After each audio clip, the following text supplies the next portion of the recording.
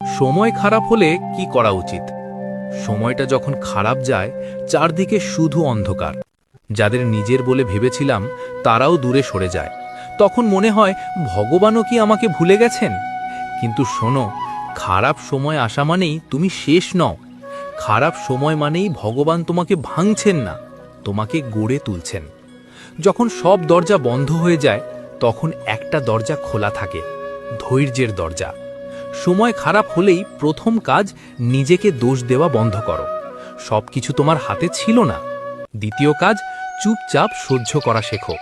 সব যুদ্ধ তলোয়ার দিয়ে জেতা যায় না, কিছু যুদ্ধ জেতা যায় নীরবতা দিয়ে। তৃতীয় কাজ, ভগবানের ওপর ভরসা রাখো, কারণ তিনি কখনো দেরি করেন না, তিনি আসেন ঠিক সময়ে। মনে রেখো, রাত যত গভীর হয়, ভোর তত কাছে আসে। আজ তুমি কাঁদছো, কিন্তু কাল তোমার চোখের জলই তোমার শক্তি হয়ে উঠবে। যে মানুষটা আজ তোমাকে অবহেলা করছে, একদিন সেই মানুষটাই বলবে তুমি কিভাবে এতটা শক্ত হলে। তাই সময় খারাপ হলে ভেঙে পড়ো না, চুপচাপ নিজেকে শক্ত করো। কারণ ভগবান কখনো দুর্বলকে পরীক্ষা করেন না, তিনি পরীক্ষা করেন শক্ত মানুষকেই।